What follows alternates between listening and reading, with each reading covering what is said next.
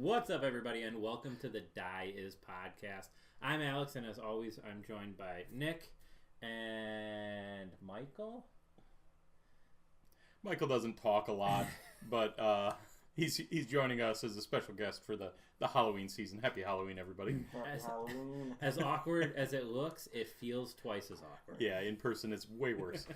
It's the loud breathing that probably doesn't help anything either. It's also the mask over your mouth probably doesn't help the audio much. We did the Halloween thing, right? I'm glad that didn't last past the intro. We've had a ton of new stuff coming out recently. New books, new leaks for a new upcoming book, and then rules changes for the Battle Scroll. And we also got to play in a super fun tournament in Lake Geneva, which is southern Wisconsin. Beautiful resort area. Dragonfall. Yeah, only a little over an hour away for us. So awesome event, huge event, and an incredible venue. Well run, great event, and raised a lot of money for cancer research. It wasn't pro-cancer; it was actually anti-cancer. Yeah. So you gotta always finish that. Yeah. Right. So we'll circle back to Dragonfall, but just wanted to start same way we usually start. What are you guys playing? So we'll get into this later. I played Beast of Chaos. It was kind of my Siren Song with them. Can you say Siren Song for last You can. go-around? It just doesn't mean what you're saying. No, I now, don't think right? it does. No, we're gonna go back and say this is gonna be my last go around. It was my last dance with them. We'll dub over with the right word. Yeah. And it was everything I hoped for, good and bad. And I love the army, but I'm ready to put it down and get into the next thing. So the next thing, I'm totally ready to pick up Igna Thiepken. I got my models back from Red Crest Painting. Shout out to Red Crest. He's a great guy. I highly recommend him. So so I'm ready for that. What about you guys? Yeah. When I met you, you were like strictly Idneth every time. Mm-hmm. Every time we were playing, you were playing either Idneth or Orcs. Ogres, wasn't I at the time? Yeah, you were. My first game against you was Idneth, and then right after that was Ogres, Foot Ogres. So I'm two exciting things coming. Nice. Yeah. Nice. I played Seraphon for a little bit. Now I'm back on the Lumineth train. That's my current and my next army. And we'll talk about that a little bit more. Just flexing out the new book a little bit. Cool new book. Yeah, we just played a game on the channel last week. Is that last week's video? It was 2 weeks ago. Yeah, 2 weeks ago this video. So check that out if you haven't watched it yet. Lumineth versus Suns, and that was a really good game. So really good game. Things we could improve on both ways because we had literally were playing off of Nick so graciously typed up rules for us, but it was good. It was fun. I think people enjoyed it. Yeah. So I'm gonna be heavy into Lumineth, which I'll bring to Fall Rubicon, which is coming up soon, which we'll talk about later too. I've been playing Legion of the First Prince. I actually hadn't been playing it. I had been digging into Khorne and really enjoying my Khorne, my mostly Bloodthirster, Reapers of Vengeance list. But then we got these leaks 2 weeks ago with effectively the entire Slaves of Darkness book. Yeah. And one of the big components of that Slaves of Darkness book is that we can see that Legion of the First Prince is now a subfaction. It's a keyworded subfaction. We can make the logical jump that Legion of the First Prince is going away as a standalone faction. Pause for Sean crying. Yes. As we discussed that Legion of the First Prince is going away. Somebody check in on Sean. Yeah. But as a result, I had never taken Legion of the First Prince to an event, and it's an army that I've really enjoyed playing and really enjoyed list building. And plenty of people didn't enjoy playing against it. Well, people don't really enjoy going into it in general. But I felt like we had Dragonfall in about a week or a little over a week. List cutoff was coming, and I thought, if I'm ever going to run it at an event, it has to be now. So I put together Legion of the First Prince and ran it for the event. He sounds confident in his decision to play Legion of the First Oh, Prince. man. But, I was torn. I mean, total meltdown going on our chats. Usually you start with I'll either bring A, B, or C, and then you end up bringing X. When you go through X, it was definitely at least H. It was down to Nighthawk, KO, Khorne, cities. Oh, so super narrow. Yeah, Yeah. it was cities, Legion of the Stormcast. First Prince, Stormcast. Yeah. Did you So I mean, he knew what he was playing right up. Slanesh was Yeah. in there. Yeah. Seraphon at all? Oh, I had a Seraphon list ready to go. Yeah. And it was all filth. It was all filth. Yeah. Except maybe Khorne and Slanesh. Yeah, they I mean, were you can't especially make filthy. Slanesh. Although my Khorne list had a horror ghast. Yeah, it was he degenerate. was only doing the one where you got to roll as many sixes as possible to see if you could get some. You can't. But, make Slanesh I mean, filthy. the leaks dropped, and I pivoted, and list submission was due like the next day.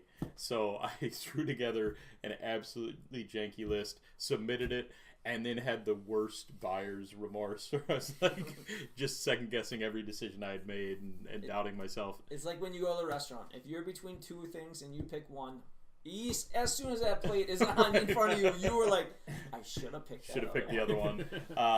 But it went to the event with it, and it was a perfect send-off to the army for me. Personally, I had a ton of fun with it.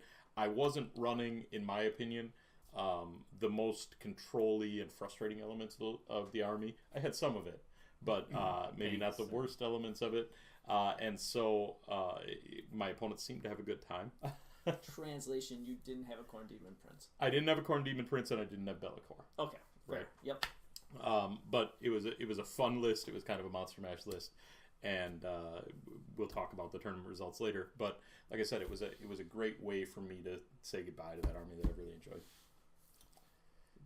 One of our friends played Lumineth. Brendan played Lumineth, and I thought it did a good job of highlighting some of the strengths of the new book. That's Absolutely. what you call a segue. Perfect segue. Yeah. Brendan did really well with a Geometrica list, similar to the one that Alex played on the channel. Yeah, we talked about it on the Discord, which will be linked down below. Yeah. But yeah, what did you run? 2 cows? And, Yep. Yeah, and some Stone Guard and Stone Mage and stuff like that. The cows are really cool. The cows are Yes. really cool right now. Is this how do we want to start talking about the book? First up, I think we should maybe talk about the old book a little bit, right? This was an old book that was very frustrating. Old book for Lumineth.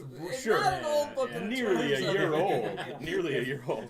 It was like almost a year. I know Yeah, that that's pushing a a lot rough. of people. It was a book that was really frustrating on a lot of levels. It interacted in some ways that were a little bit negative in almost every phase. Primarily, it had spells that you couldn't stop for a lot of armies that debuffed your Yeah. bravery. The Then world's longest hero phase. Right. Which it still kind of has. it's It does. still long. But there's But- a lot less, like, should I do this or should I do this? Or A lot of tricks like the Cathalar blowing up entire units with the Bravery Bomb. Taking away one of the weak points of the army. The army has low bravery. Right. So Kevlar can still take that away, but then she used to just blow that back onto your opponent. Right. Now at least that's kind of gone. Things like Goading Arrogance, which was maybe the worst command trait in we have Age of talked Sigmar. about that every time. Every time anybody mentions Goading Arrogance, we've talked about how broken and horrible it was. And every time I talk about it to somebody who's not in this group, they're like, it's not that big of a deal. Just avoid it. Sure. And Sure. I'm like, put it Yeah. on a 14-inch move, like hopping around character. Auto 6 It's- run. Yes, Yeah. it's a pretty gross. So that's gone. So there were a bunch of things in the book that were like that, and the book didn't have enough strength to carry it without a lot of those book interactions. So Yeah. you were leaning on these things that were ultimately kind of negative play experience for your opponent. Unfun. And I never had a problem with anybody playing Lumineth. We had a ton of games with Lumineth. More power to anybody who enjoyed it. But I think now it's in a much better place for both players to really enjoy those games. Yeah, I think the biggest issue I had with Lumineth before, as a player who was playing it, because I don't know if I've ever played against it, but is there was never any other choice to bring. You always brought Venari, you always brought Sentinels. I always brought Techless, but a lot of people would bring just more Sentinels. Right. But Or it's- triple foxes. Yeah, it was like Sentinels, the Foxes, Wardens, and a Cathalar. Cathalar or the horsey hero. The I like Venari to Lord Regent. describe. Yeah, Sure. very descriptive. And now with this new book, there are so many more options you can bring. The stuff that was just really not fun to play against got brought down.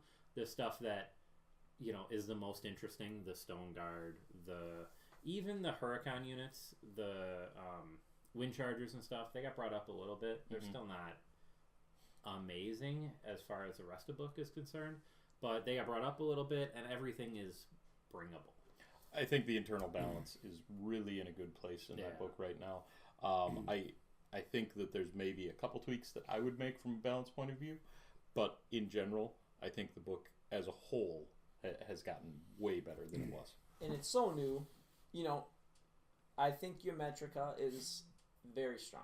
Absolutely. Yeah. And it's right on the border. I think it's really powerful, still acceptable level of powerful. Maybe that plays out. I mean, we're talking about a book after it's been out for a week, so we'll see how it plays out. But it's really strong, and it's different, and it's fun. You know, like it's. I'm gonna hold.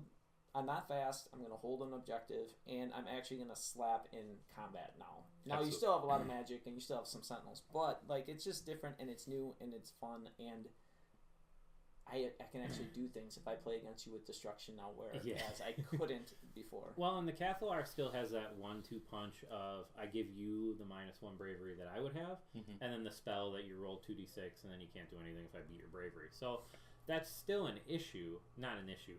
It's still a threat. Right. And there's still a lot of strength there. Yeah. But whereas if a unit started at 6, you'd frequently be rolling against a 4. Yeah. You're at least rolling against that 6. Well, you'd be rolling against a 3 because you'd -2 bravery on with the spell that's gone. Yeah. And then you'd give them -1 bravery from using an Aether Quartz, which you would just use to get the extra -1 bravery. And then you roll against a 3 on 2d6. And the chances are not very high that you don't make that. You've still got some very powerful abilities in the book. Total Eclipse, I think, is among the strongest spells in the game. It's top handful. My least, and we'll talk about it when I get into my games. It absolutely petrifies me when I see if I have a low bravery or a command point hungry army, and I see that spell. I have to deal with it. And it was something before that was one of many layers of shutting down your army. Yes. And now it's one element that you deal with, but since a lot of the other kind of negative experiences have gone, like you having to save command points for bravery bombs before, now, yes, Total Eclipse is the thing. You've got to spend 2 for your command points, but you don't necessarily need to save 2 for your bravery bomb anymore because the Cathalar is not wiping whatever it touches. Yeah. That makes that interaction a lot better feeling. And it's a strong spell. It's okay. Armies can have strong things. Yeah, exactly. Yeah. If they have 6 strong spells, and it's like I don't know what to do against all of this stuff, but Lambent Light is gone, which has hurt. Why don't you describe what Lambent Light did? Lambent Light was a spell. I don't remember what it went off on, but you pick a unit within 24, and you get to re-roll hits. I think it's just in the shooting phase. It might be. And when you use that in conjunction with Sentinels and Power Fish, now all of a sudden, for 5s and 6s. And that's gone, which has hurt the viability of Sentinel heavy builds. I still think Sentinels are good. Well, their points came down correspondingly a little bit. They're 150 now. Yep. And they actually need line of sight, which is nice. Yes. Yep. They got mortal wounds on their melee attacks, which is not a tremendous amount of output, but certainly a huge increase. Right? Well, if you look at their profile, it's the exact same amount of output as their shooting. If you can get your Sentinel, like if somebody charges into your Sentinels, they have 1 shot, they have 1 attack. If you can get them all in, it's the same amount of output. It's just they didn't have it before, and now they do. Right. And they say they do in the fluff, like the little fluff paragraph that says their blades and their arrows. I wasn't originally sure because there was some confusion on if they should or not, or if they just worded it wrong. But they do say that they get it, so my assumption is that they get it. Shining Company got cleared up a little bit. It still has the same general restriction, but there aren't all of the other limitations on it. You get to play it a lot faster. Right, you're not constantly having to deal with that interaction. And the things that I'm really glad that Total Eclipse stayed. It could have been Total Eclipse, or it could have been the -2 bravery. Either one of those spells, I was fine with staying. Lambent Light should be gone. Right. And then Transporting Vortex, I think, is still pretty important if you run a really slow army like what I was running with Geometrica. I didn't bring it, and I definitely felt it later. Sure. So I'm glad those are still around because you don't want to empty the whole toolbox. Sure. Like I said, armies should have strong things, and it feels like Lumineth now has an appropriate number of those strong things, but it's not every phase where it feels like your opponent's being stymied. It's in certain select areas where you've got these strengths and these real limits you can put on your army, but it's not across the board. It's not every element. Yeah. Let's pick out some things that we want to highlight from the book that's changed or that we're enjoying or we think is actually maybe like Umetrica used to be unplayable from a tournament sense. Obviously, play whatever you want casually or even a tournament. But well, Umetrica was fine until they took away War Scroll battalions because then you couldn't re-roll your saves anymore, and there was a whole bunch of stuff that gave you that you don't get anymore. I think Avalenor is like one of the biggest glow ups in the entire book For sure. and all that really changed. He got 2 extra wounds, and he got 2 rend on his hammer, and it's huge. It is, and he also got I think more reason to lean into Umetrica. The Umetrica being viable just makes him better. Yeah. Right. do you want to talk about why we're saying Umetrica's viable now? So Umetrica now, on your units that have on their War Scroll the Enduring as Stone ability, I believe it's called, that ignores rend of 1. It doesn't reduce rend by 1, it ignores rend of 1. Yeah. In Umetrica, any unit with that ability, so it's Stone Guard, the Stone Mage, I believe, has that Yes. ability, and both of the Cow units, they, in Umetrica, ignore rend of 1 or 2. And there are a ton of units in the game now, much more so than when Lumineth first came out, that are sitting on rend 2 natively, and so pushing to that breakpoint is really, really significant. Rend 3 is still a tremendous rarity. It's around, but it's not something that's a mainstay of most armies. Yeah. So I feel like I anticipate that people are going to be excited about bringing Stone Guard and the Cows. I think that building for tournaments now, you need to have a plan. Whether that plan is having some source of mortal wounds to deal with them, Right. or some source of run 3. You have to find a way to get to one of those others, because if you don't have them, it's going to be a super long, difficult day for you to get through this. And they did give Stone Guard the 4-up Mortal Wound ward if you're contesting an objective that you control, which I know is a lot. That's important for you to say though, because people are going to miss that contesting objective that you control. So not when you get on the objective or whatever. Yeah. Yeah, you don't take control until the end of your turn, and importantly, you don't lose control until the end of a turn. Yeah. So them getting onto an objective, getting that mortal wound protection, that was really a weakness of Stone Guard before. They could get very defensive, especially when the battalion was still around. They could get tremendously defensive, but then they would really melt to mortal wounds. Sure. Now they've got a way to interact in that. Well, and giving you can just the ability to like Avalenor and the regular cow. Is the regular cow have a 4-up save or a 3-up save? Voice of the Mountain. No, what's his name? Spirit of the Mountain. Spirit of the Mountain. Yeah. I think I he has believe he's a 4-up 3-up base, isn't he? I know Avalenor is a 3-up. Sure. We got a But book. we have the book. Being able to ignore -1 and -2 and still use a command point to give yourself a 2-up save. Or an Aether Quartz, even if you got roared. Or an Aether Quartz to give yourself a 2-up save, ignoring rend of -1 and -2 makes these things crazy tanky. Incredibly durable. And being able to do that with even Stone Guard, you give them a 3-up. It is a 3-up save, so you can make either of them a 2-up save, ignoring rend of -1, -2. Right. You can make Stone Guard a 3-up save, ignoring rend of -1, -2, and give them an additional wound and mortal wound shrug on a 4-up. They also do mortal wounds on 6 hit now. Yeah. So what was a relatively lackluster melee profile now has some real punch. Yeah, and it's mortal wounds in addition. Right. So you still have to make a save and get an additional wound if you take that damage, and you can buff that to a 5. And this is all on 10 wounds for a battle line unit for 120 points. Yeah. Yeah, They're it's incredibly really good. efficient. Yeah. Like we were saying, it's very powerful. I don't think it's busted. Time will tell. But it's very good. Now, natively, they're incredibly slow. Right. Yes, this is a that is 4-inch one thing. move, but you've got tools in Lumineth, as you should always have tools for mobility, I think. But they've got Speed of Hish, and the Enlightener can put that on potentially 2 units. And you've got Transporting Vortex that you mentioned earlier from any of your Windcasters. Other things to highlight. there really isn't. There's like maybe 2 units in the entire book that I would not take.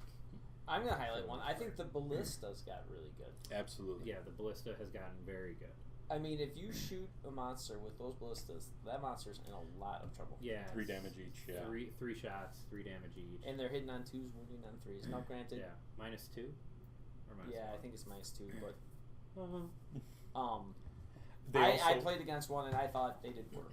They've got a once per game debuff to give a -1 to hit, and then they've got some synergy with Sentinels now, where if a Sentinel unit is near them, that Sentinel unit gets extra range. So I like that interplay between the shooting units, and the ballista seems good, where before it was unplayable almost. Yeah. And the Sentinels get that additional range as well. Mm-hmm. They don't go. They go to their original. They go range 230. Yeah. Which is still really long. And that gives you some counterplay. You can actually cut down their range by picking off their unit that they're getting benefit from. Yeah. I still think 24 is good enough with Sentinels. For sure. It's a lot of... 24 is a big chunk of the table now, especially the smaller table in 3rd edition. Yeah. Light of Eltharion got a lot better. Yeah. Instead of D3, just straight 3. 3 damage There's on like a both lot profiles. of good stuff to do. We're highlighting Metrica because it is the new hotness, but there's so much cool stuff now. I think there's a ton of cool things you can do with the wind units, with their ability to pile out of combat Only or you pile. would think that's cool. Oh Only man, you would it think is. that's cool. There That are is plays awful. there where you pile out to 2.9, you get your opponent trapped in combat, you can string them out and get 2 units doing it. So feel yeah, like they got a that's- rule you can pile out. You don't have to pile closer, right? Right, As you can long as pile stay away within or 3. toward. I feel or, like you yeah. would get really excited if you saw an awesome looking circuit board or something. I do. I'm a computer programmer, so I get super excited about those things. Yeah, I they am can not pile as out. excited about those. Yeah, they could. I mean, they could always pile out, Mhm. and then they had a War Scroll battalion that let you pile out 6 instead of 3, and pile in 6. So you could, bring them in, pile them in if you wanted to get in combat without charging, and you could pile them out if you wanted to stay out of. The frustrating element is before they had that rule, but there was no reason to bring them because they just weren't good enough. Yeah, Now they ignore ward saves, right? Mhm. Across the the board. wind on all- chargers. Yes. Okay. They've got decent shooting too. They just do Yeah. better than they used to. I think Severeth and the Foxes took slight nerfs. For That, sure. That they They obviously lost the ability to move Deserved in the nerfs. Sure. opponent's shooting space. But did they get the corresponding point reduction with that rule going away that they're still playable? I mean, playable? I feel like, in my opinion, there is still a spot for Severeth. He gets enough mortal wound output through his movement, through his charging, and terrain destruction, and things that he can do. Yeah. The Spirit of the Wind feels like a little bit of an off pick, although I think it's interesting to consider the Spirit of the Wind as an Arcane Tome Bearer to pick up Transporting Vortex. For Sure. I example. don't think I'm going to keep referencing the book. Severeth also lost his ability to affect your pilings, Sure. which was a thing that I don't think a lot of people. I think he still has that, but double check. But yeah, I mean, so nobody liked playing against the Foxes before. I mean, now you can take them and not feel like you're being cheesy. I mean, you should never feel like you're being cheesy bringing your army, but you know what I'm saying. And You can still move 48. yeah, You still have every bit of mobility that you And- could ask for. from a guy that played a bunch of Skyfires this weekend, trust me, moving all over the board and putting some shots out has its value. Sure.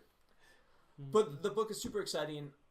No longer do I dread.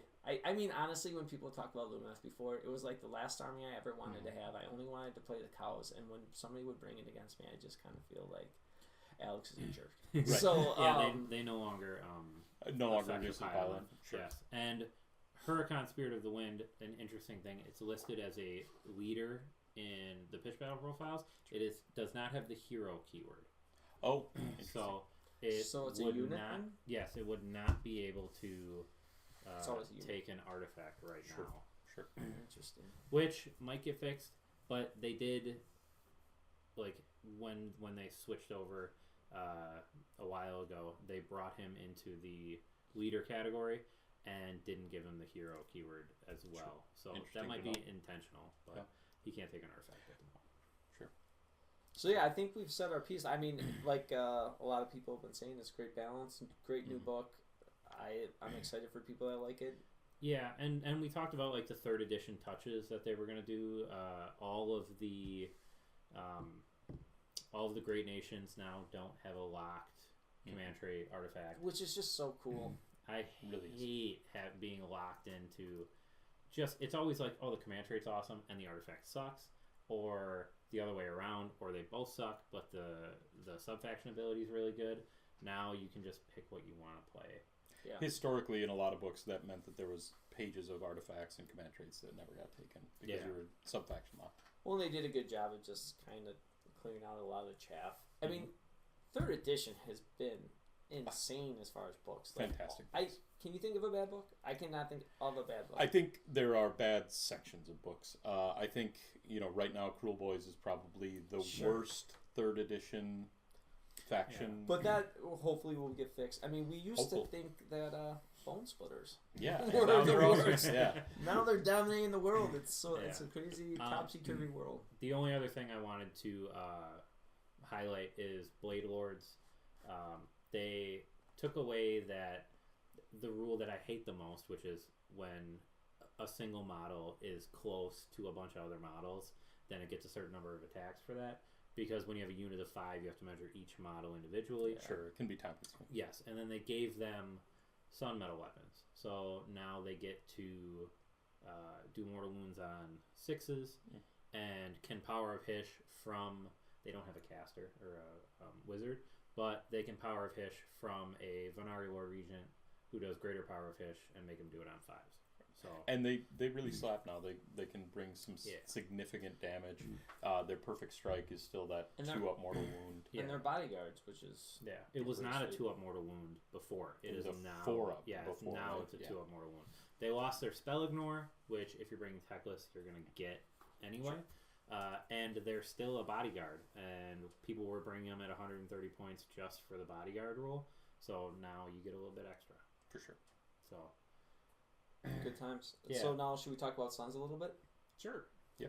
So yeah, I think my hot take on Suns is it was a book that previously was a strong book because the way the objective taking worked, they could ignore a lot of the rules for particular battle plans as far as taking objectives, and regardless of 35 or 1 wounds, they were counting as the full boatload of bodies on that objective. So one of the big things, obviously, is for this book, they said, as your giant tables, you count as less bodies, which I think has a huge effect on them. And it does. It makes them a little bit more challenging to play, but also makes them more fun to play against. Where before it was... I don't ever use DPS check, but I'll say DPS check. Yeah. It was a check to see how quickly you could kill giants so that you could score enough points in the second half of the game to make up for the lead they had in the first half. There was very little more frustrating in the game than piling a bunch of bodies onto an objective and swinging into a giant and leaving it on a handful of wounds, which, Amulet of Destiny, when that problem was around, made that even worse and more common, where you would you'd fail to hit that DPS level that you needed, you wouldn't kill it, and it was still counting as either 20 or 30 on the objective, and there was nothing you could do. The next turn, they may just retreat. Even more insulting is if they redeployed and they just tippy-toed in on the back of one, and you had, if depending upon, you could have 19 models on, and their tippy-toe would be, Yeah, that bracketing count as objective started with Kragnos, right? Right. Yes. Yeah, and I really think they got that right. More examples of them learning in 3rd edition to improve rules to make the game more fun, right? Yeah, for sure. I think the book in general, it has gotten potentially not stronger in terms of what it can do, but a lot more interesting in what it can do. You've got the option now to bring King Broad. Yep. You've got sub-factions that meaningfully interact with the Man-Crusher Gargants, kind of across the board. All of them have some ability that interacts with Man-Crusher Gargants. Interestingly, less rules that interact with the Mega Gargants in most of the sub-factions. Yeah.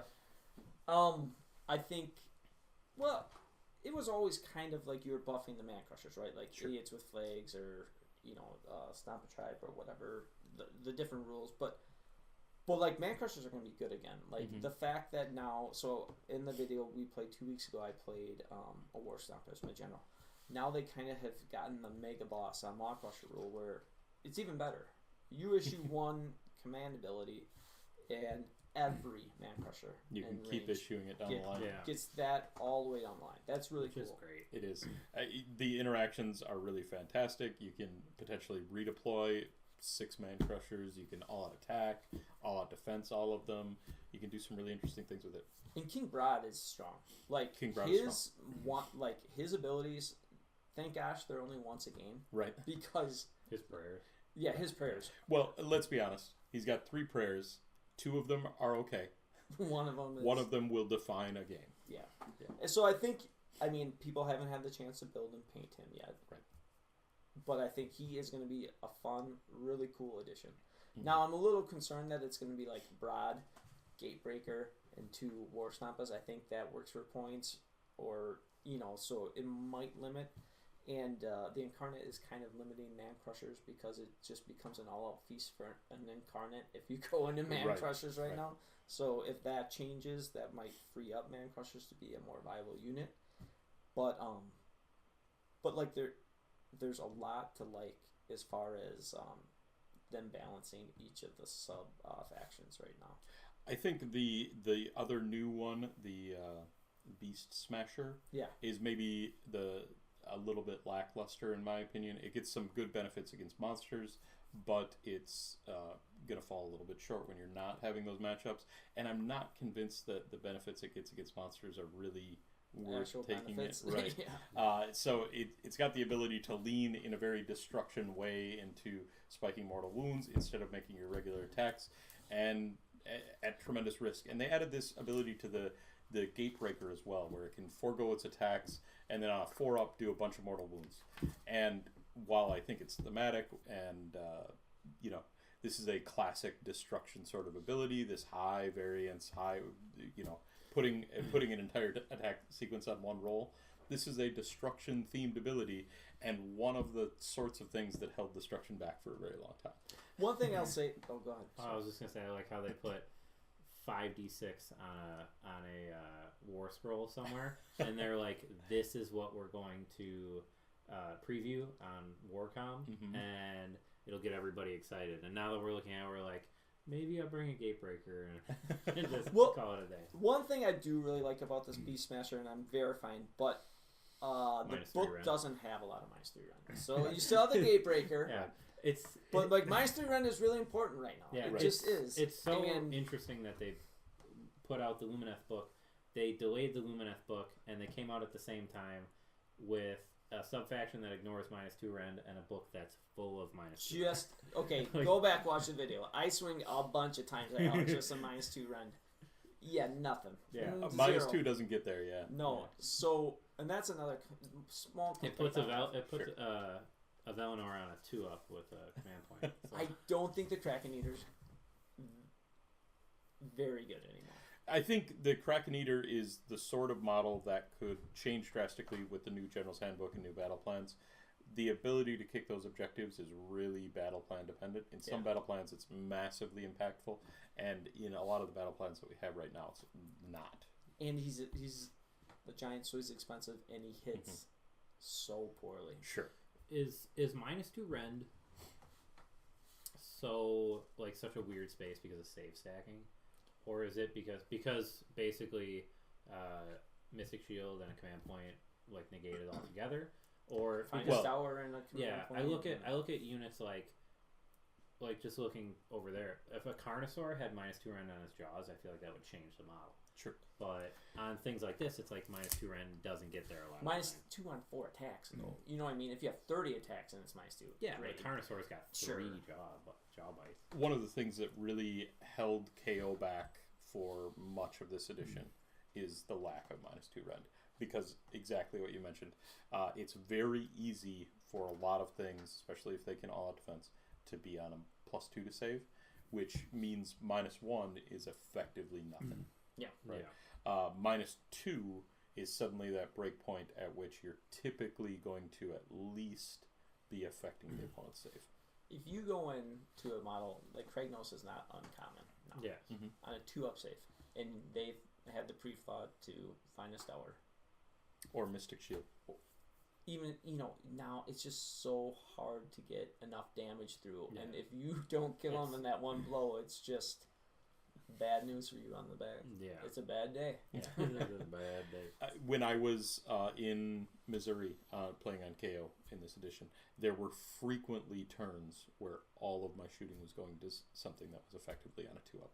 Yeah. And that feels bad. So -2 rend, I think, is a tremendous break point to get to, and we're seeing it a lot more common. Yeah. I'm really excited about Brad, though. I mean, Yeah. we should specifically talk about the 3 abilities that he has that Yeah, 'cause- you are going to want to... It's going to make you want to buy the model so you can have access to this. First up, the biggest thing is that it just gives you a hero phase. Yes.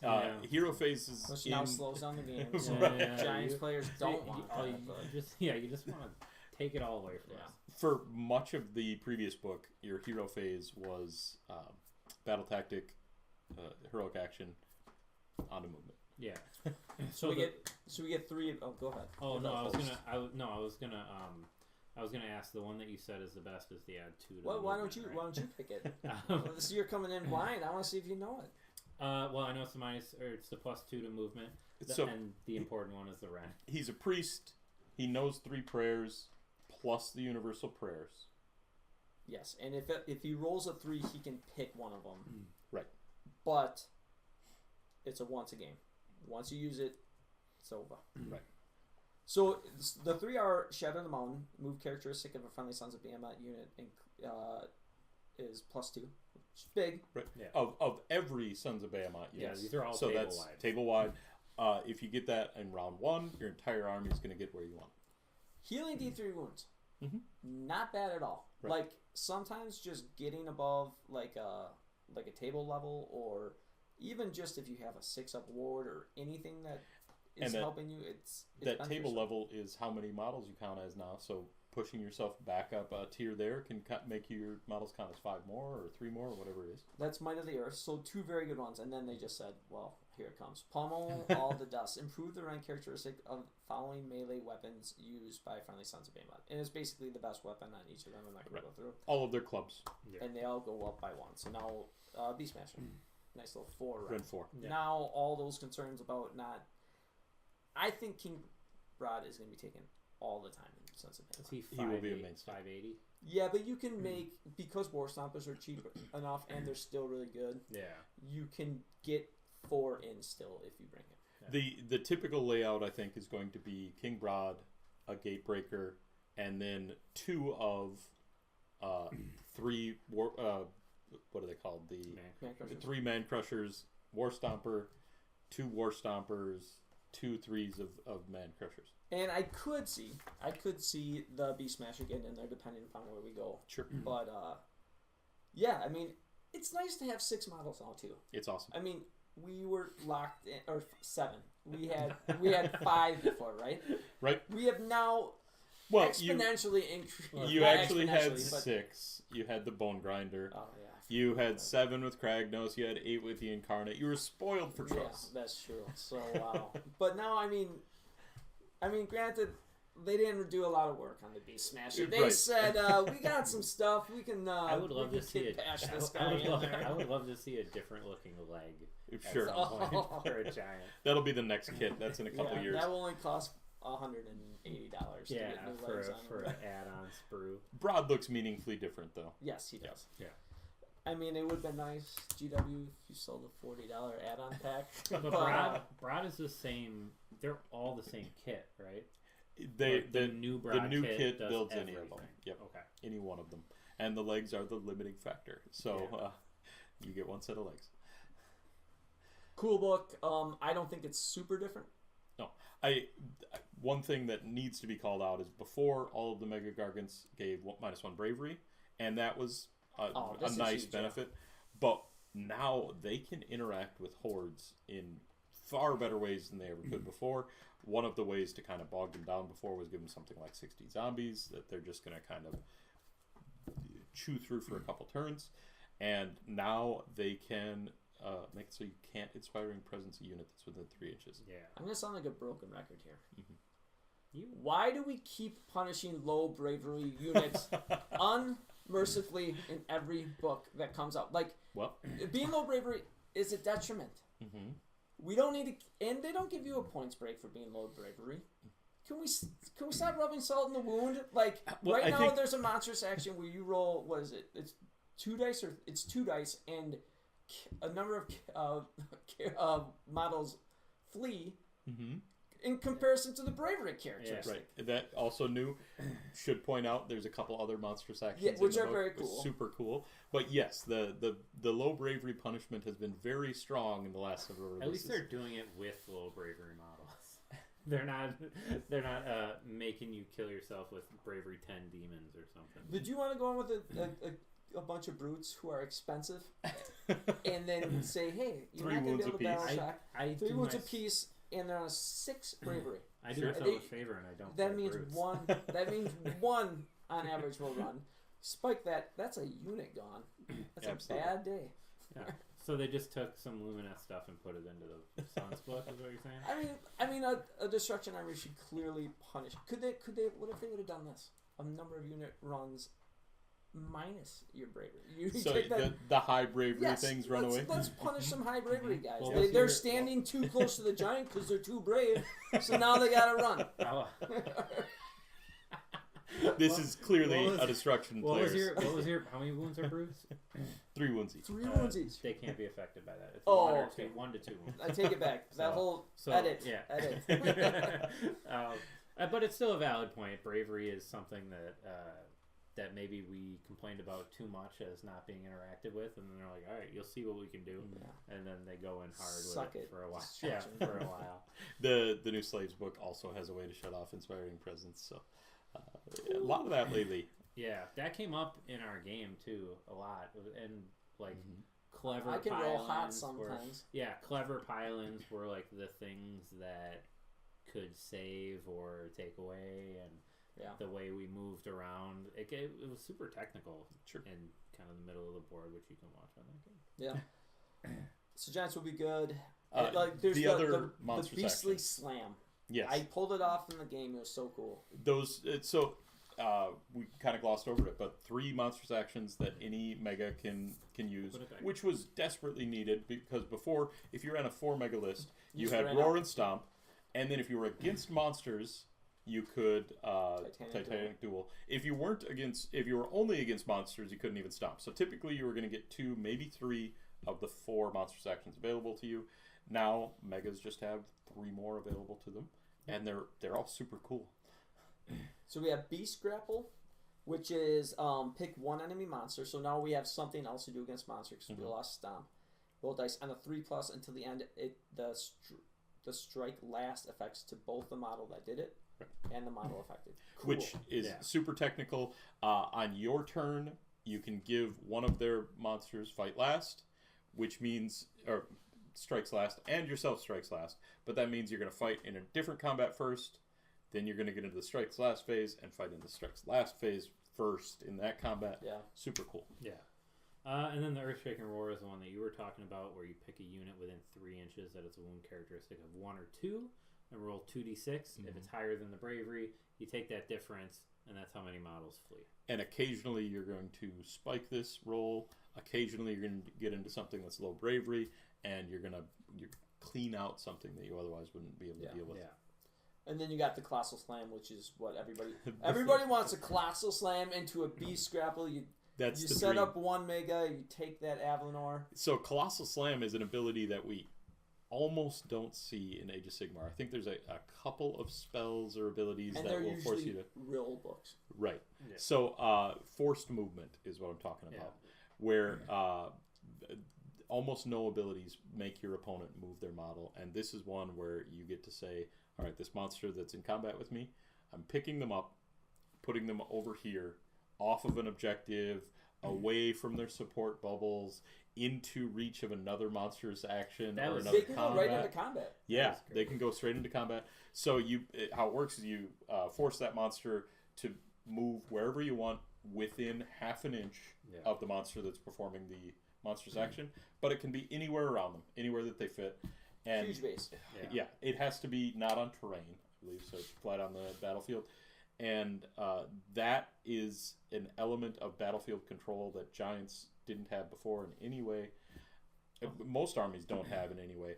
And I think it gives them a real cool technical way to play and deny objectives or force combats that your opponent doesn't want. I just noticed the wholly on open ground, which Sure. I had not even noticed that was.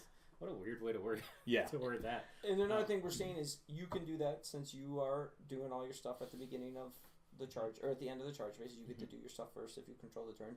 You move them inside another Mega Gargant and you grapple them. Right. Yeah. Or on your opponent's turn, they come into the monster and you get to pick them up, and now they're in combat with 2 monsters or 3 monsters, or in a place that they don't want to be, potentially striking last. It's fantastic. And so very fluffy. Yeah. Like, it's really cool to just picture.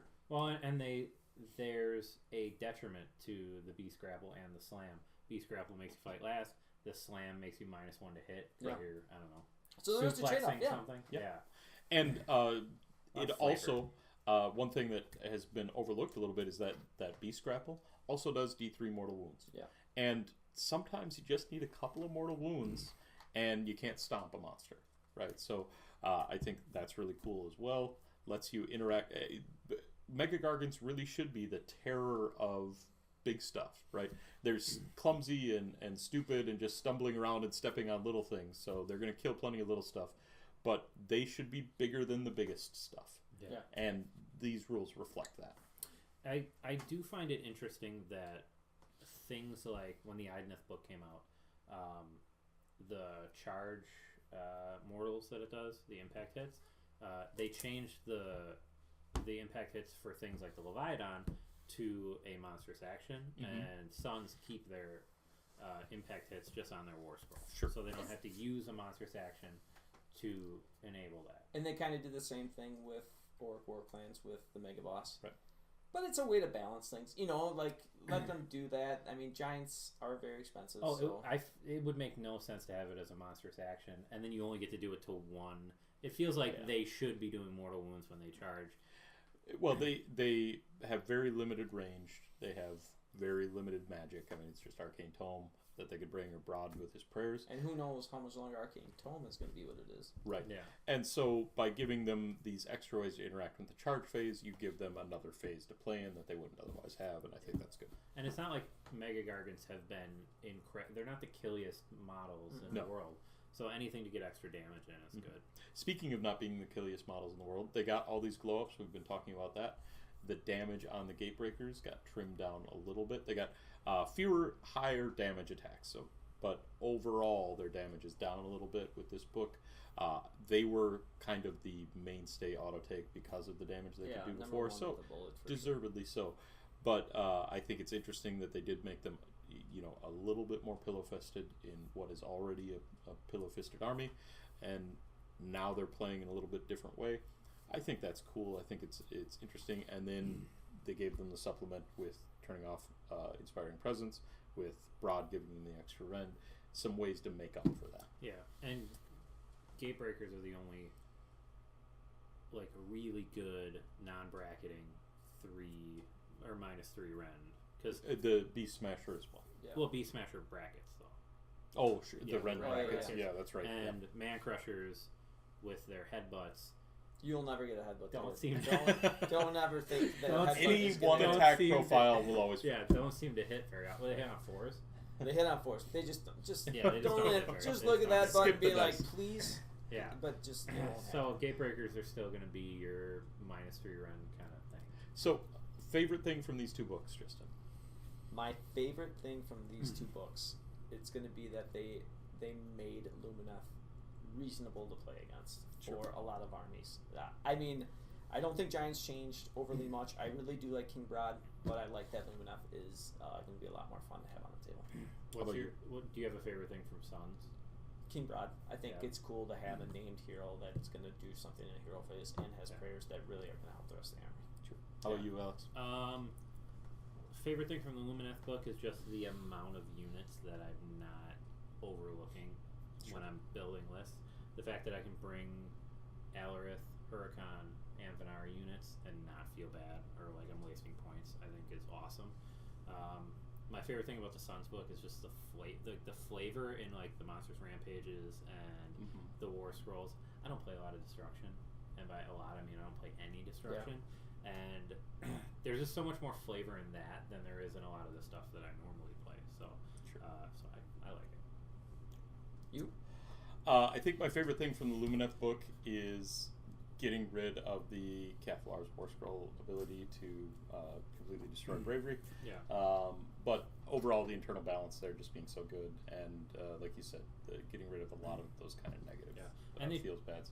And they trimmed her points appropriately. Right. The Keflar is still a very strong character.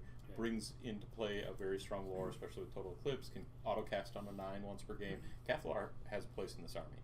It's just not a place in the army and a degenerate ability as well. And we felt like they were going to change something because they trimmed her points 3 months before the book came out. So it's like, why did you take 30 points off of this model? Right. Out of nowhere. In a great place there. In the Suns book, I think it's probably the Glowy Lantern on the Kraken Eater to double the range of an endless spell. And there were a lot of people that had experimented with endless spells in Sons of Behemat, and it's fun and fluffy and cool. The Kraken Eater is the smart one of the bunch, and now they leaned into it in at least some small way that he can now throw those endless spells out double range, which makes him really cool and impactful. Is it the strongest thing in the book? No. You gotta bring a Kraken Eater then. Right. Like it. But it's certainly a cool thing in the book, so I like that part. Would you bring either of these armies to a tournament? I would bring Lumineth every day. One thing that's great about, we'll get into this a little bit. I'm going to, actually. I would love to play Suns in the tournament because I just played Beast of Chaos in every one of my games except for the last one went to time. Right. And I would love to be able to walk around and watch other people play rather than be stressed at a table for the 4-model tournament is it's a relaxing time, and that's a big part of the appeal of Suns. Yeah, and you could get a King Bride painted up before then. Oh yeah, by someone else, but you get it painted up before. by November 11th. That's not happening, but maybe by Brewhammer. Yeah. So overall, fantastic books. I think they're in a really cool spot. Home runs, nothing but home runs in I'm a big third fan. edition. The game's in a fantastic place, and these Battletome releases continue furthering that. They continue building on the great place the game is in, catching some armies up, making armies feel better to play against, and I'm super excited about what we've got in third edition so far. Yeah, just bringing everything to a level playing field makes, tournaments like Dragonfall where you have so much of a diverse field, like everybody has a chance. And I think there are still some things that are left behind. There are still some things that are kind of at the bottom, need to be pulled up. I think there are probably some factions that need to be pulled down a little bit, but this is not to the level that we've seen historically where things are out of control over the top. Yeah.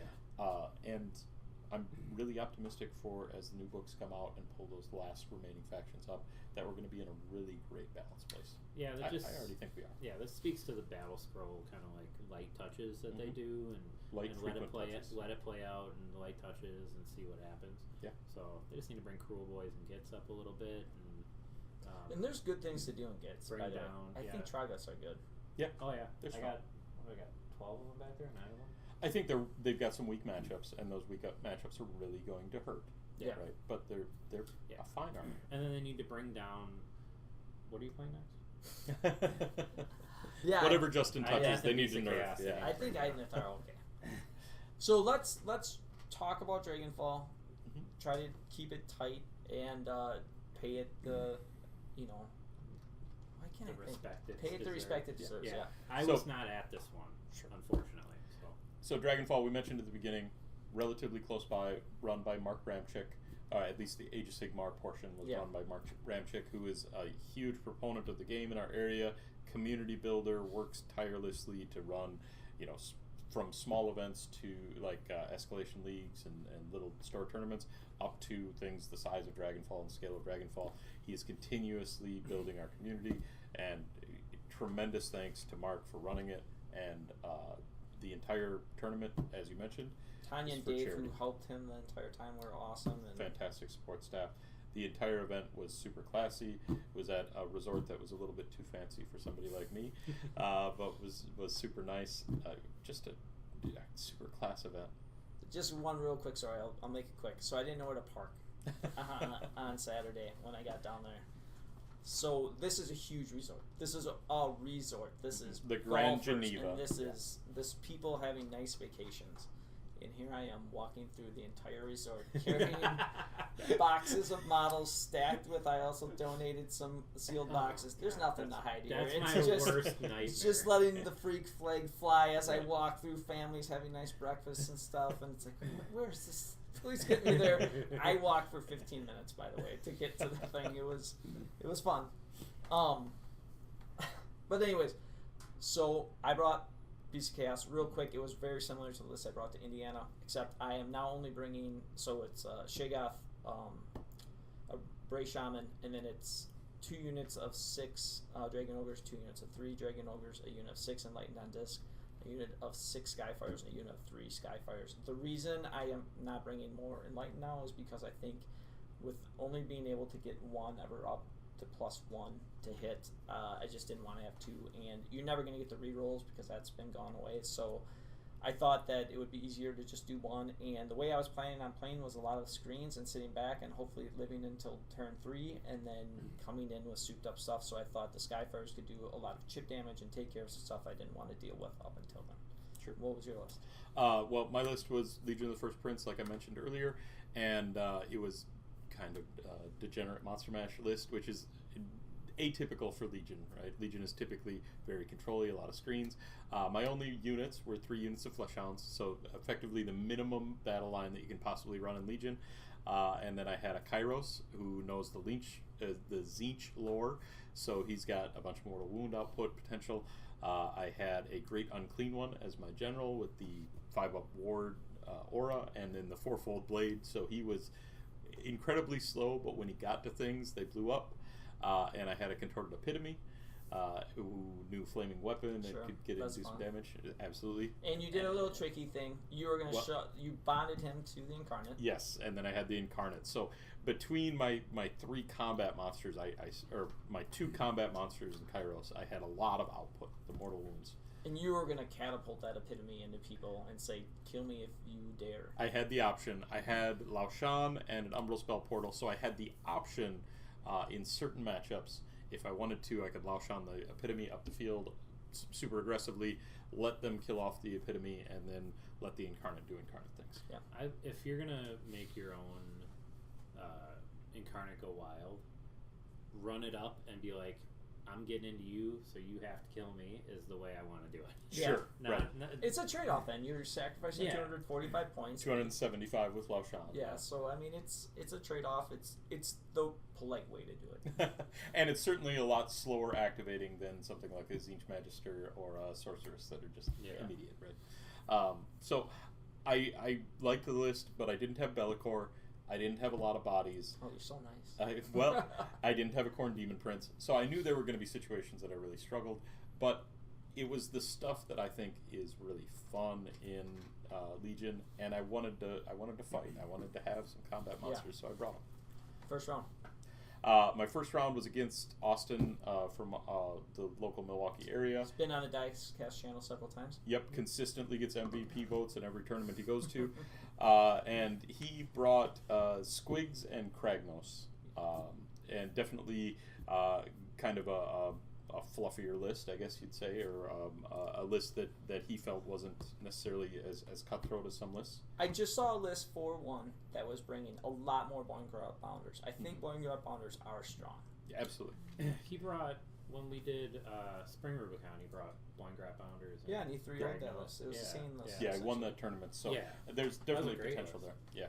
Yeah. And I think he got a little bit of tunnel vision on my Incarnate. He threw Kragnos into my Incarnate top of 1, kind of across the field, and that set him up, I think, relatively poorly. I was able to then get his Kragnos off. Traded the Incarnate for the Kragnos. He killed my Incarnate. I killed his Kragnos, which is a tremendous point advantage for me. And so I kind of leveraged that and a timely double turn to push most of them off the table, and the squigs really crumple quickly once you start getting into them. So I got to win. Yeah, I played Connor, super nice guy from the Chicagoland area. He was playing Lumineth, new book, Nice. but Zytrek. Oh, okay. So He did have Spirit of the Mountain, very scary model, but immediately I was lower drop than him. So I'm going to kind of describe this game in kind of just one decision I made. He had 2 units of 10 Sentinels, he had a couple of Ballistas, he had 2 packs of 10 Wardens, and then a bunch of heroes. But he told me, he said, I have Cathalar with Total Eclipse. And when I hear Cathalar with Total Eclipse, my mind stops priority working. target number 1. I cannot see anything else. So I set up, I was a 3-drop army. I typically do that because I just want to take turn 2. Or I wanted to have second half of turn 1. So I said, I need to get this Cathalar off the table because I'm never going to have a command point again if I let it live. So I took first turn, and I took all my Skyfire shooting, and it was on, we didn't talk about what the battle plan was. It was Realmstone Cache. So he actually forgot to Proving Ground the center because I didn't have any Galatian Vet, so I kind of double screwed myself, for lack of a better term. So he didn't Proving Grounds it, so I was able to score, and I was able to accomplish my... I shot off the Venari Blade Lords and the Cathalar. I killed it. But then it kind of put me in this bad place where I felt like he then used all the shooting to shoot off my Shaggoth. So now I'm double pinched. Like, as much as I was worried about command points, well, now I'm still screwed on command points, you know. And then it put me in this position where I was always feeling like I needed to take first turn because he still had shooting on the table, and I was constantly concerned about how much he could take off with his shooting. And I felt like I needed to stay on the top of turns to get his shooting off and be able to live. But what that kept doing was, because there's not a lot of objectives on the table with Realmstone Cache, he then Proving Grounds the middle on second turn. Now I can't contest it. He then, in turn 3, I win priority. And this is probably where I lost the game. I still didn't have any Galatian Vets on the table. And I probably should have given away turn 3, even though a lot of his shooting still existed. I didn't. He Proving Grounds the objective in my territory. I can't score those points. I have an extremely difficult battle tactic to get. I fall behind a little in points. I still end up nearly tabling him. It's very hard to kill a Spirit of the Mountain, by the way. And he's got one other hero, but he won on points. He played really well, and I think I could have done some things better or differently, but it was a tough game. I mean, it showed that Lumineth was really good, and there's a lot of different ways to play it, and Conrad's a great guy. So 0-1, feeling bad. It was interesting because my game ended relatively quickly, and so I got to watch portions of your game. But I wasn't really seeing what was going on. What I was seeing was that you had a tremendous amount of material on the table, and Connor was just kind of clawing on and hanging on. And so I was very surprised that he scraped it through on points. Credit to him. Yeah, I would say he outplayed me. So credit where credit is due. So I'm 0-1. 0-1 feels bad. Sure. Because your mind goes, I'm going to 0-5. Right. Your insidious mind. Yeah. So round 2, I'll start off here. I get Austin, good friend of ours, and basically he was lower drop than me, which I didn't like. So we're playing. It wasn't head-on collision. What was the second battle plan? You look at me as if I have a memory. It was. I definitely don't know. It was something. It was Nidius Paths. Yes, Nidius Paths. So you got the corner deployment and the ability to teleport corner to corner. Yeah. So he made me go first, and I just towed on to the objective and scored some points. And to break down a long, good game, basically, I retained priority every turn, and my goal was I couldn't deal with Kragnos well. On the one turn I thought I could deal with him well was top of 3. I sent all 6 of my Enlightened in. I did 6 total damage. Sure. So it did not go according to plan. It was a little bit on me. Typically you want to do the all-in on the bottom of the turn, and I didn't get my spells off to buff them up real well. But it was the one time I could get to Kragnos, and I felt like put all my attacks into him. So that's a lot of Ren 3 attacks, which is what you want into Kragnos. Right. Yeah. So he lived, and I just kept body blocking him. I just kept body blocking him, and with the retention of priority, which you actually keep more often if someone gives you first turn. It's like well, and if you use your weighted priority died. Yeah, that too. It's like a 55% chance, which some people don't appreciate. But, so I retained it every time, and very close game. I think I won on Grad and Strat by like 2 or 3 points. So, a great game. And then the best feeling of it was putting Austin to 0-2. There's nothing quite a chef's kiss as seeing Austin on 0-2 when he didn't win a priority role. It really nourishes me. Sure. I think for me, when I've gone to tournaments and lost the first game or lost the first couple games, getting that first win is just such a relief. Yeah, it felt awesome. Like, I played against a friend. That's something you don't necessarily want to do in a tournament. I would say you want to avoid that at all costs. But, I got a win, and it was a good game, and we could talk about it then the rest of the weekend, so that was fun too. So I'm feeling good at 1-1.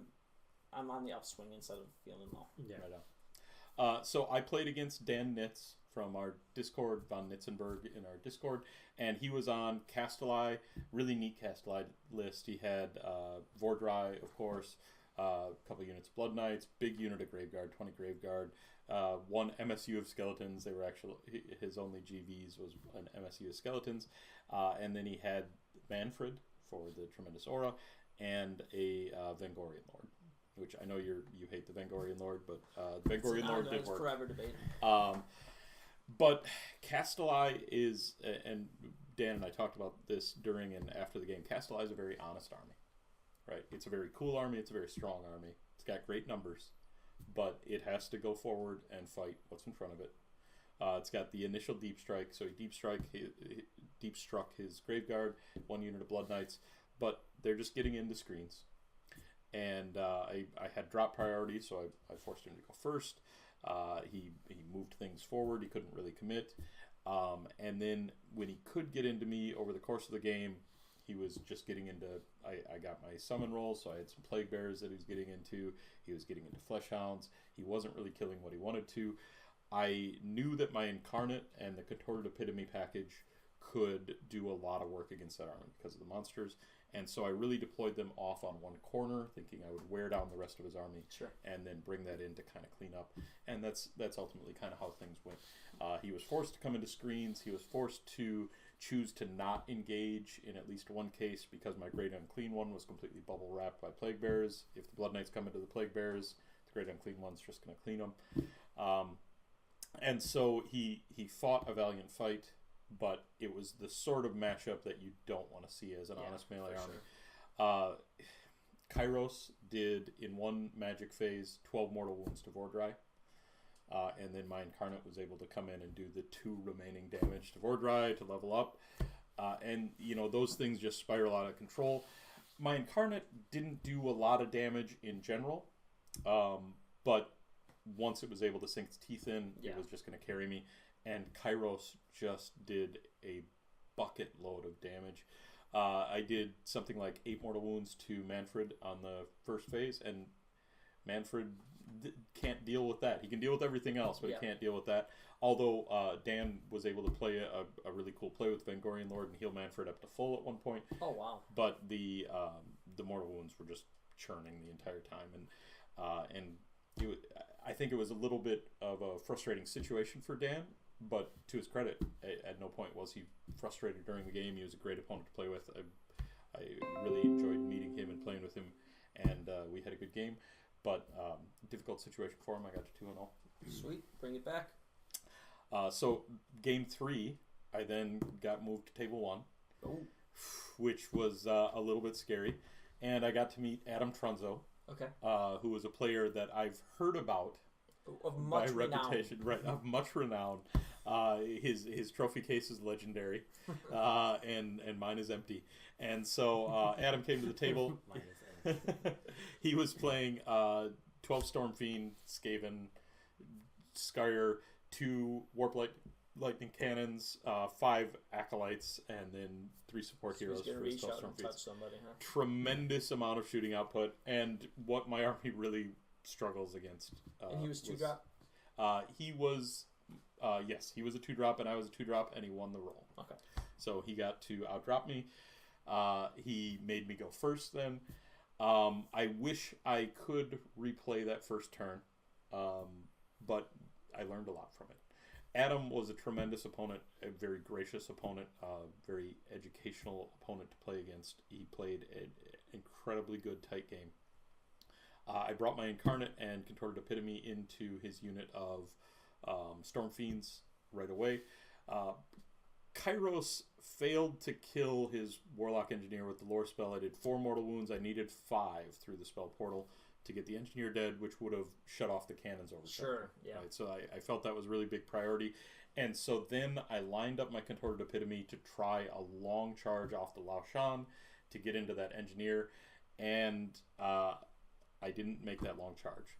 So I had already charged with my Incarnate. My mistake. Right? I should have been charged with the Epitome first. The Incarnate ate and Unleash Hell, de-leveled right away. I was in a rough situation. My Incarnate did something like 8 damage or something to his Storm Fiends, like it'll do. And so they're 6-7 wounds apiece. I was not going to chew through them. He got turned, started blowing stuff up. Skyer lifted Kairos immediately. Yeah. So I then no longer had magic control and wasn't able to shut off any of his casting. My Guo moved up. He doubled me at that point. My Guo moved up in my turn so that I could charge into his Storm Fiends. I had a unit of Horrors that I'd summoned come in to eat the Unleash Hell. Go to make the 4-inch charge with the Guo. And 4-inch charges. 4-inch charge. Mandatory. Pretty reliable. With the reroll, I got a 2 and a 3, and so failed that 4-inch charge. Was that important? Yeah, it could have been consequential. But people fail Have you ever 4-inch failed a charges. 4-inch charge? They do. I failed 6ers. I don't know about a 4 twice. So it happens. I failed the charge. Guo didn't go in. I got the priority, and then the Guo went in, did a bunch of work, but I needed both of those turns of combat, and his shooting just continued to churn. He was able to gnaw hole the Storm Fiends away from the Incarnate at one point. Cool. So neat tricks, and the shooting just never slowed down. He was just pumping out shots into everything.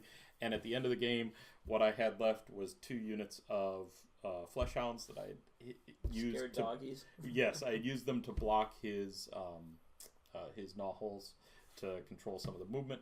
But then he had 2 twos of Storm Fiends and 1 cannon with a few wounds left. Sure. And he just marched across the field. I built a big points lead because I was fighting in his corner, but then he took that points lead back and ended up winning a close one. Super great game. One of my favorite games that I've ever played in Warhammer. That's awesome. End of the day 1, I was 2-1. How about you? I'm going to make this quick. I played Greg. Awesome guy. We had so much fun. He shared chewing tobacco with me, which is just a sign of a great guy. From lacrosse, where I went to college. I matriculated through that university. So 75 years ago. Yeah, 75 years ago. So we had a lot to talk about, and we were having some drinks, so it was a lot of fun. But he had literally the worst matchup possible for himself. Sure. He was bringing Witch Elves flavored... Daughters of Cain army. So it was lots of Witch Elves, 2 chariots, cauldrons, yep. And like 10 snake ladies, and then assorted foot heroes to help out. But here's the thing: he was higher drops than me. We were playing head-on collision, and straight up the middle. Yep, and I had a bunch of screens. And he really, maybe he could have played it like conservatively and not come in, but he kind of needed to come in a little bit, and then he came into screens of Dragon Ogres, and then I just went back into him, and I was basically able to screen him, and like, Witch Elves are very good, but they also die really, really quick. So, and I had Rend, so those were dying really, really quick, and it just was... He could never really get into me, and then by turn 3, when now I'm unleashing, I'm flying everywhere with my Enlightened and my Skyfires. It just was going to be hard for him to hold up. What I'm afraid of is like reach out and touch me shooting, or really heavy magic, and he had neither. So great game, awesome time. I won, so it was 2-1. We were both 2-1 at the end of day 1. Feeling good. Different ways of getting there. Right. It's a good place to be, though. Yeah. Did you guys stay out there? We did. I crashed with Nick at a hotel. We are not sponsored, but the Sky Lodge Hotel Sky Lodge Hotel in beautiful Delavan, Wisconsin. Biggest twin bed you can ever imagine. Perfectly, You guys sit on perfectly top of each adequate. other. Perfectly adequate lodging. Yeah. So we got great pizza in Delavan, Wisconsin. Yes. We're not sponsored. Not in Delavan, but nearby. Nearby, and we very good Italian. We're not sponsored by No, them, they and we ain't never gonna- will be. Perfectly adequate. Coming into day 2, I'm facing Mega Boss Mike. Mega Boss Mike is a great player from Indiana. Yep. Just finished really well in the Chicago GT. He's on his. Surprisingly, with Mega Boss Mike, he's on Iron Jaws. He's bringing a bunch of pigs. And we are, I can't think of the battle plan's name. It's on the long ends of the table. There is no coming in off the board edge, so everything's got to be on the table, and there's 2 objectives on either side. It was my favorite game Turf I played. War. Turf War. Thank you. Turf War. It was my favorite game I played. It was super not what you would think. You think of Beasts of Chaos and Iron Jaws, and they're just going to run into each other, and when the dust settles, we'll see what happens. Not at all. Because of how far we were deployed, and because he just never had a really good opportunity early to just like come in with like a huge punch and like take a bunch of stuff off. And I was able to layer a screen, and he played KG. So then when he played KG, I played more. I was able to give him priority, and something that was super cool. We both had 1950 points. He had taken enhancement for double triumph because he at 1950 you always get the triumph. Relatively right? safe, yeah. Neither of us got it, so it was like. So you denied his enhancement as well as So what I just tried to do was avoid fighting for as long as possible. Mm-hmm. And then again, because I have great screens and because I can get to turn 3 and then I'm summoning behind him and stuff like that, he eventually is just forced. I keep giving away priority and just saying, well, come into me. Right. And then by turn 3, now I'm supercharged, right? Yeah. So it was so tight. I knew that I had a good feeling that if I could just only be down a couple points. Like, I'm frequently down early, but if I'm only down by a couple points, I'm going to get my grand strategy always because I can summon behind you, which is take what's theirs. And, if I could just get there, I would win. And it was an awesome game. We both played KG. It just ended up that I had a lot more material at the end of the game than he did, and I was able to get the, 5, 6 points I needed at the end of the game to kind of clean it up. One of the most discipline-centered things in AOS is knowing when to give away priority and when to keep it. And I didn't think he was a discipline guy. It feels so good to give away priority. Yeah. To be in a position where you can. Yes, because Yeah. you can't get doubled. And when you're in the top of a double turn and you're like, if I don't do enough here, and he doubles me back, this game is just over. So that was good. I was now 3-1. On top of the world. Now I'm playing with house money because all I really aim to do in a tournament is go 3-2. So now I'm playing with house money. I beat a guy that I really respect. Not that I didn't respect all my opponents. All my opponents were great. But I knew Mike before, right? And, Mike's a fantastic he's a player. really good We player, both so. played against him in Indy, and it was a lot of fun to play against. So it was great. It was fun, and beating someone from Indiana feels so good. So good. So how did your 4th round go? So I paired into Connor, your first opponent, the Lumineth opponent, and Connor was fantastic to play against. Typically, when I play a game of Age of Sigmar, there are a few roles that have very high impact on the game. But in general, you can look at strategy, you can look at decisions you made, and you can decide, well, my strategy carried me here. Yeah. Or the way I played this game carried me or cost me the game. Occasionally, though, the dice say that strategy doesn't really matter. And my game against Connor was one of those, and I'm not complaining about my rolls. I am, in fact, the opposite. I'm complaining about Connor's rolls. They were abysmal, and I felt for him. We lined up to have a very reasonable game of Age of Sigmar. I lined up very much on the line. He had his 2 Sentinels and the units, or his 2 ballistas and his units of Sentinels, so he had plenty of range to reach me. So I positioned aggressively with my monsters. I had Kairos in a position where he could do some good unbinding and get the spell portal out and start picking things off. And I had drop priority. And one of the things that I almost never do with an army like Legion of the First Prince is take first turn. But I looked at what I had, and I knew that it was going to be difficult for me to move his cow off of objectives, and I was just going to get weaker as the game went on, and I wanted Kairos to start doing some work early. So I took turn. and I nuked off his Cathalar with Yep. the Umbral Spell Portal. And I moved on to objectives, and then I moved Kairos back so that Kairos couldn't be shut off. Sure. And so I then passed turn to Connor, knowing that I was in a reasonable situation to weather a double, and we would have a game from that point if necessary. Connor picked Outmuscle to kill a unit of 5 of my Fleshhounds that were on the Proving Ground. That's a layup. Yeah, it's a layup. They're 10 wounds. They were within the Guo's 5-up ward aura, of course, but yeah, it's 10 wounds. Connor then proceeded to put all of his shooting into that unit of Fleshhounds, because the first unit shot at them and didn't kill them, and the second unit shot at them and didn't kill them, and the third unit, and the fourth unit, and the Spirit of the Mountain eventually shot at them and didn't kill them. And so that unit of Fleshhounds with 10 wounds survived the round with 2 wounds remaining, and he failed his battle tactic. Yeah, that feels bad. And worse than failing his battle tactic, he had spent an entire round of shooting trying for the battle tactic, so he'd killed nothing else. He shuffled forward. I had gotten a Plague Bearer summoned, so I had some bodies up there, and he came to them, and they fought. They stood up to some wardens. He then got the double. And there were 2 wounds left on that Fleshhound, and he picked the battle tactic head-to-head for his unit of Sentinels to kill that one remaining Fleshhound. And that unit of Sentinels, with Power of Hish from the Venari Lord Regent, put 2 damage into that one Fleshhound, that 2-wound Fleshhound. And I hit one of the 5-up wards. And bad. so now he could have shot it off with the rest of his army, but the battle tactic was already failed, because you have to kill it with attacks from the unit you picked. Yep.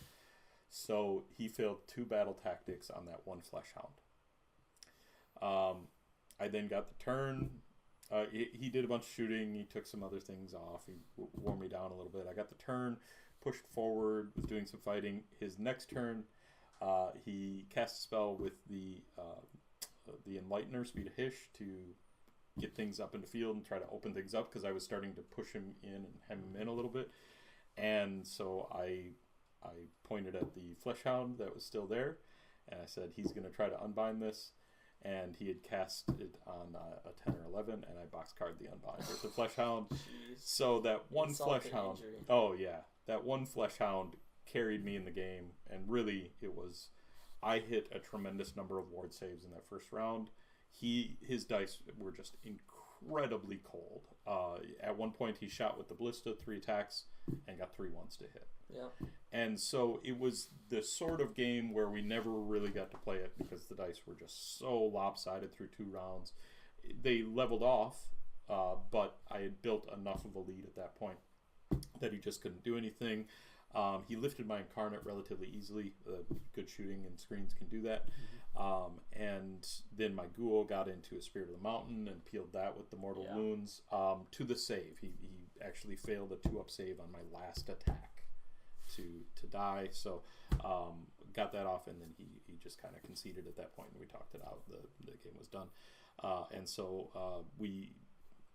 that one unit of Fleshhounds, which was just a cheap screen, ultimately became this pivotal turning point in this game in a way that was completely unexpected. And it was the sort of game where to be on the receiving end of it is just a crushing, heartbreaking experience. And Connor never got down. He had a fantastic attitude throughout, and he was exactly the sort of opponent I want to play against. Yeah. And credit to him for taking it as well as he did. It was a rough one to watch.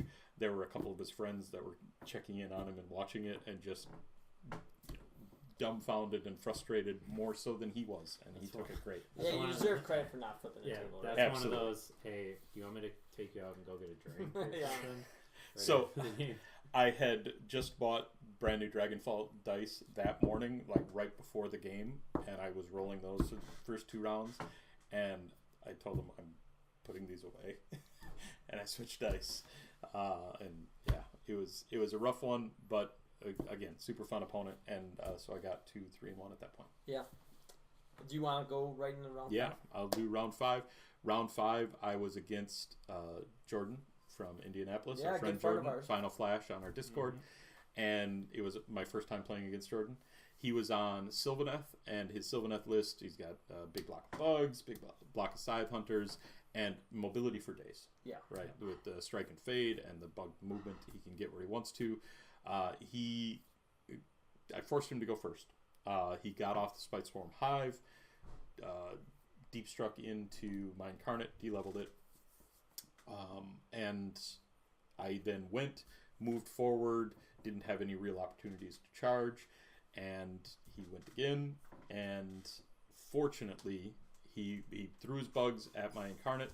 I had kind of a cute play with my Contorted Epitome to make it so that the bugs couldn't fully pile in to the Incarnate. He could only get 3 of them in instead of the whole unit, and so they only did 10 damage to the Incarnate, and the Incarnate lived on the back of that, which was exactly what I needed, because if he had lifted it at that point, I think we would have just been done. Sure. So we ended up going back and forth for a while. My Epitome died, and then as a bit of a Hail Mary, he came in, well, a Hail Mary on my part. He came in with his bugs to finish off the Incarnate. I had gotten my Laoshan by the Incarnate, went to eat Laoshan, which I was at level 1, so I needed a 6 on dice, which is definitely not a gimme. Yeah. And I hit a 4 on dice, so the Incarnate, instead of leveling up from that, dropped to 0. It meant that he was then able to Strike and Fade instead of the bugs. He was able to Strike and Fade a different unit, and it was a really consequential moment. And it put me in a position where all I could really do was kind of play the objective game. My Guo got into his Scythe Hunters at one point, and the Guo lifted, I think, all but one of them. Sure.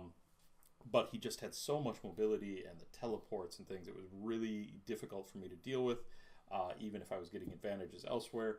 And it was Silksteel Nest, so you can burn the objectives as you go. And so we started with 8 objectives. I think we ended with 4 objectives on the field, or 3, maybe 3 objectives on the field. We took over each other's and started popping them. And we ended up in the last turn. He needed a battle tactic. I got prio, so he got prio round 2, round 3. I got prio. He got prio round into 2. I got into 4 and into 5. He got into 2 and 3. I got 4 and 5. And I needed it because I was just scrambling at that point. And so at bottom of 5, he needed a battle tactic. Battle tactic to just win it outright. He threw his bugs into the Guo, who was already damaged. I had buffed him up and recovered him a couple times, and so he threw the bugs into the Guo, and they fell just short of taking down the Guo, so he failed that battle tactic, and I had failed the battle tactic earlier on a mischarge, and so ultimately we ended with 27 points each, 4 battle tactics each, both got our grand strats, we had a tie. So I ended the weekend 3-1-1. It was another, that and the game against Adam in round 3, 2 of my most memorable and favorite games of Age of Sigmar ever. Sure. Fantastic. And Jordan was such a quality opponent throughout. Loved playing with him. Perfect way to end the tournament. We both just kind of laughed at the fact that we had ended up with the tie because, there were big swings up and down throughout the game, so it was great. So turn 5, I played against Mike, who was friends with Connor, both from the Chicagoland area. Silksteel Nest, Yep. as you mentioned, which is an 8 objective battle time. Sure. He had 4 models. Ooh. He had Gatebreaker, Kragnos, another Gatebreaker, and a Man Crusher. That doesn't seem like enough models for that 50% game. No. of the field. 50% No. of the objectives you can take right there. So when I saw that, I said, this is all about protecting the Hearthstone. So I did touch all my objectives, just like, but I really layered both 6s of, because my concern was he just comes full steam ahead into my units on the Hearthstone. He gets the Hearthstone, and we can call the game. Right. And when there's 8 objectives, I don't know, maybe you throw the Hail Mary when you only have 4 models to just kind of clean things up and then, control. So I wasn't sure what he said. I layered that, and then I felt like I got to have a lot of fun. Sure. And Mike had to do a lot of dancing. So if he moved forward at all, off his back objectives, all of a sudden there was 10 Ungler, like, right behind him. You can summon them onto the objectives on the back line, yeah. Yeah, so he had the nightmare of, I need to come forward to deal with these screens and to start scoring your objectives. But the second I do that, I just lose my objectives. And then he couldn't do enough damage until, obviously, the Magic turn 3, or Battle Round 3, and then I kept giving away priority because he just was never in a good spot to come at me, and I knew that I could keep making him have to deal with stuff on his backline. And it came to bottom of turn 3. I went in with my 6 unlimited or enlightened on disc, and I just completely wiped Kragnos off the table. Sure. And he really was. I was chipping out. I want to say the Skyfarers. People have been hard on him. I love them. If you can sit behind screens and be able to do a bunch of chip damage and just wear things out before you can really get into it. Alex is about to fall asleep, just so everybody knows. It's mostly your voice, not the yeah, sure, soothing. Your sultry tones. So anyways, so it was a great game. Mike was an awesome opponent. I would have been frustrated if I were him, just because it was such a difficult scenario for him to try to win. I win. I go 4-1. Congratulations. Thank you. The proper pecking order of the dice cast is redefined and locked in stone now. Sure. I'm 4-1. Nick is way down lower at 3-1-1. 3-1-1. Yeah. I ended up taking third in the tournament. It was awesome. When I start 0-1 and then I can get the next 4, super happy. And then we got to have a great award ceremony. I do want to highlight that there was someone in our group, Slick Destro, who I think single-handedly raised half of the $1,400 that we had raised in the auction. So they had charity raffle, and you bought tickets for it, and he contributed very generously to the raffle. I think he won half of the stuff and then gave it a bunch of away. Yeah. And it was just really cool to see. And Mark was super pleased with how much money we raised. And it ended up, I do want to mention, Nick True won on Bone Splitters. Yep, Bone Splitters with an Incarnate, a very pig heavy Bone Splitters list. He's been playing big Stabbas, but this was pig heavy. Yep, and then Trunzo, who you played earlier, took second.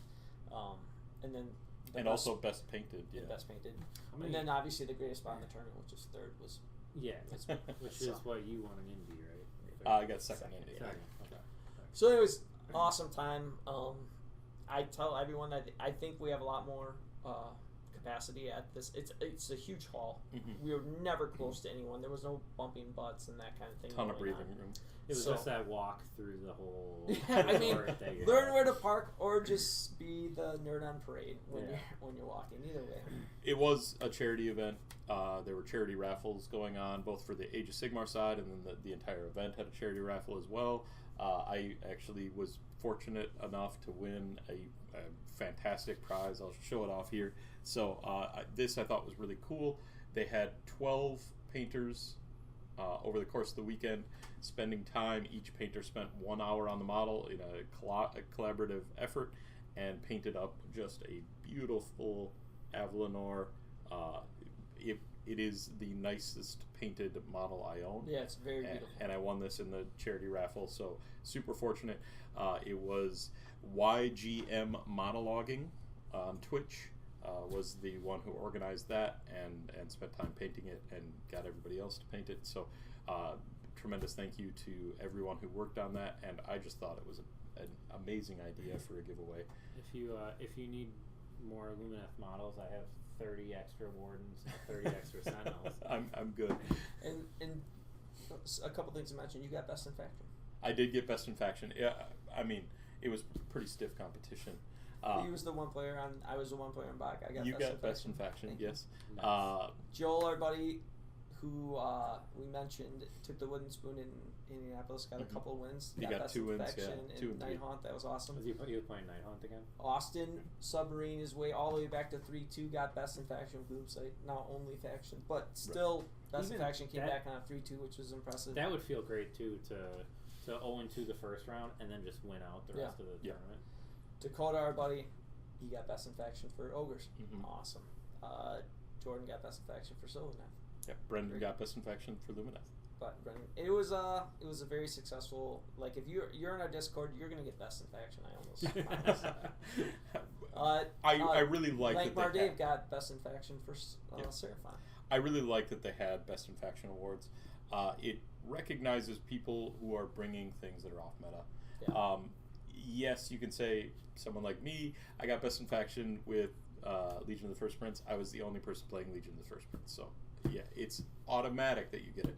But it does encourage people to bring armies that they might not otherwise bring. Bring some of those things that where there's maybe not going to be 10 people playing it. We've gotten some leaks, some spoilers for 2 upcoming books. Ogres, we've gotten to see some of the rules. They are really exciting. Some of those were deliberate reveals, and some of them have been leaks that we've been seeing. It looks awesome. It looks awesome. I'm really excited to what's happening with Foot Ogres. I still think Stonehorns and the Thunder Tusks are going to be really strong. Mornfang look like they're going to get some real significant glow-ups. I think Ogres is going to be a good book. It's looking good. And then we've seen almost the entire Slaves to Darkness book. Which I think we should save for maybe closer to December before people forget about it. We will do deep dives into both of those books as they start to roll around. But one thing I'll say to the Slaves to Darkness book is that the things that people really wanted to play in Slaves to Darkness all along, which was not cultists, it was Chaos Warriors and Chaos Knights. They are looking good. And people I know that play Slaves to Darkness are super excited about those. So that's awesome. I love when people that play an army see a book or something get spoiled and they are jacked about it. Like Coda is jacked about Ogres from just the limited number of leaks we've seen. So again, it's just home run after home run for 3rd edition. Let's hope it keeps up. Keep looking good. Going well. I feel like we did a lot of talking. Why don't you give us a little? No, you didn't. You guys can keep talking. No, I just we've gotten like a little bit of a leaked roadmap. Who knows if that's any good or solid info. But I definitely want to do Dragonfall next year. It's just once a year, right? Yep. And it's super close by. It's so close. That's super great event. Yeah. I definitely want to do Dragonfall next year. I wanted to do it this year, but I had some conflicting stuff. And then we are doing a tournament on the 12th of November. 11th, isn't it? It's Saturday. So there are still spots available. This is our Fall Rubicon, and it's going to be in West Bend, Wisconsin, which is just outside of Milwaukee, 20 minutes. And we're super excited about it. We're going to be at the Hobby Nights in West Bend. Tremendous store. Huge ton of space. Yeah. We think it's going to be a great venue. Every game you could want. Yep. So and we will have a link to sign up below, right? Yeah. And it's a 3-round, 2,000-point event. Anybody who wants to stop by there will, you two will be playing in it. I'll be playing in it, yeah. I'll be diva in it. I will be there. Showing up an hour late. Yeah. Playing spoiler if we've got odd numbers so everybody gets games. Yeah. And what's our cutoff for armies? Like the date that we're saying? 28th. The 28th. Or you mean for lists? Cutoff for books. FAQs and stuff. Yeah, like the that. 28th. Yeah, that's our rules cutoff. Yeah. And I assume Very if there's something interesting. that comes out that's a clarification on something, it'll be That'll on a case by case basis. Right. And it is a non-painting required tournament. So if you're worried about, I don't have enough stuff painted, neither do I. But there's also a hobby competition. If you want to come show off your painted stuff, you don't even have to be playing in the event to come and show off your painted army and compete on that side. And we've got the same trophies as we had last time. The wooden Rudis, you can come and win it. Yeah, it was a great time last time.